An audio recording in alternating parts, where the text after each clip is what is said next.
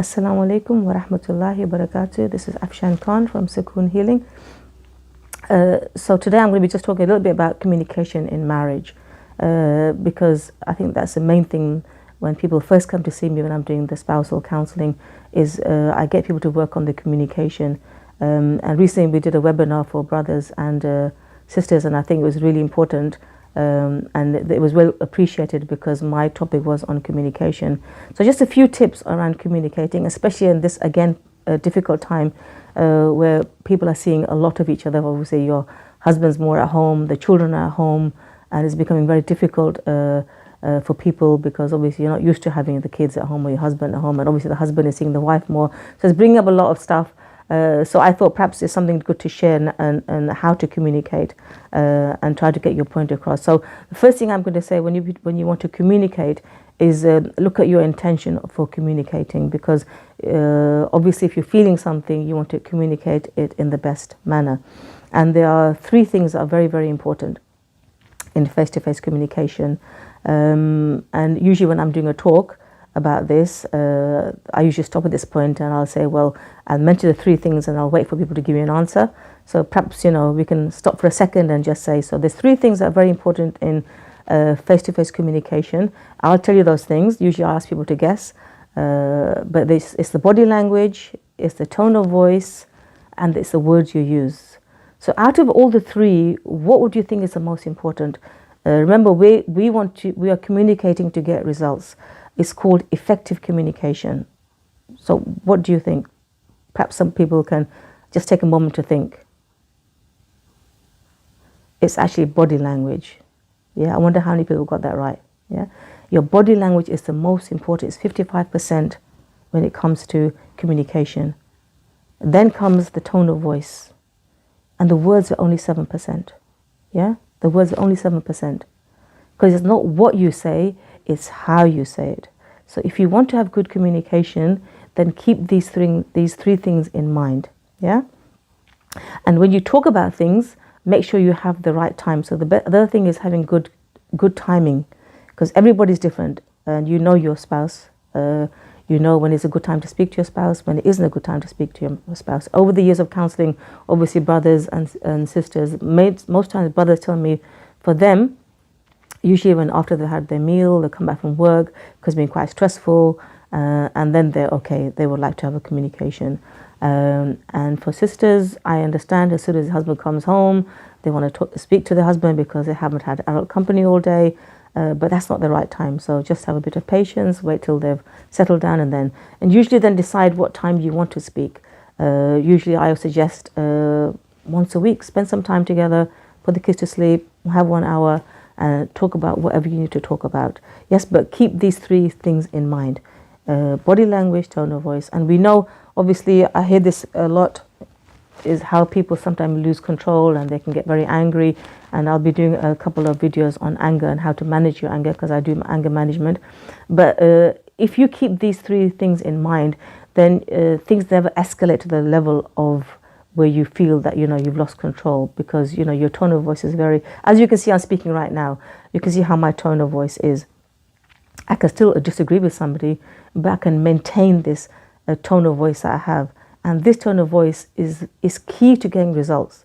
If you want your husband to listen to you, if you want your wife to listen to you, then make sure your tone is the way that I'm speaking right now, and you can relay whatever you want to relay to them. So it's how, and your body language, because many times I've heard brothers say this to me, that it's not what she says, it's the way she says it. And obviously the sisters say the same thing about the way the brother's tone is. Yeah.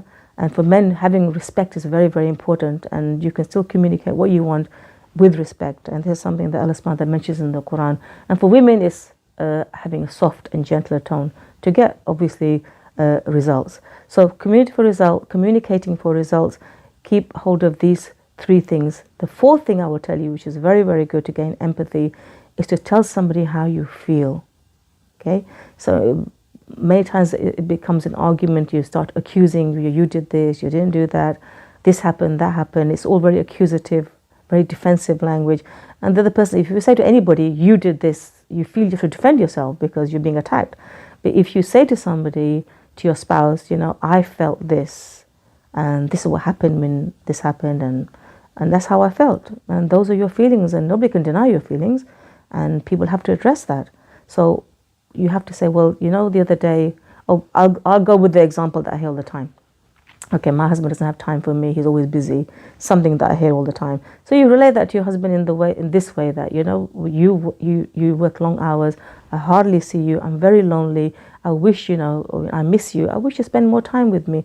Please, can you work less hours?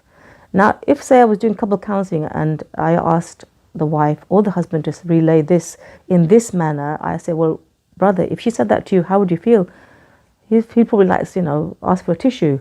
I say, oh, I'm really, I didn't know you're feeling that way. I'm really like, you get empathy, yeah?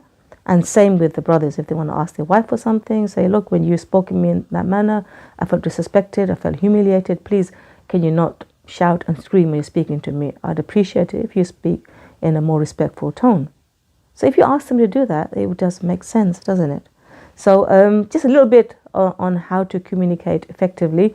If people obviously want to learn more, in the second book, I've gone to quite deep how to communicate with your spouse. The reason I go deeply is because sometimes it's the way that you've been parented.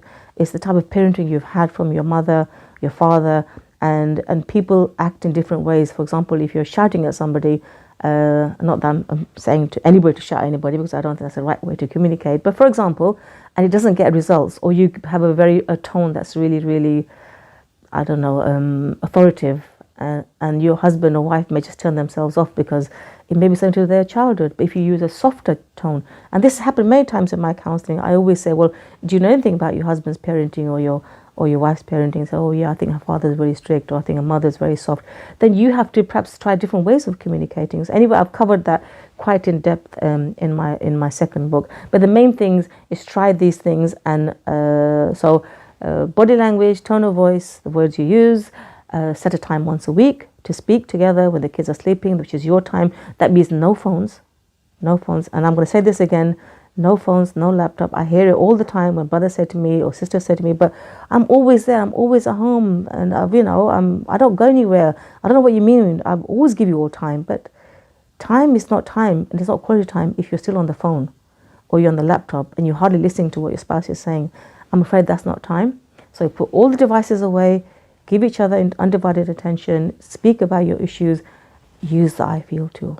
And I hope, inshallah, that will help a lot of people who, especially at this time, and even it isn't the pandemic, it will really, really help a lot of marriages if you try to incorporate these few tips on good communication, effective communication, communicating for results. Assalamu alaikum wa rahmatullahi wa barakatuh.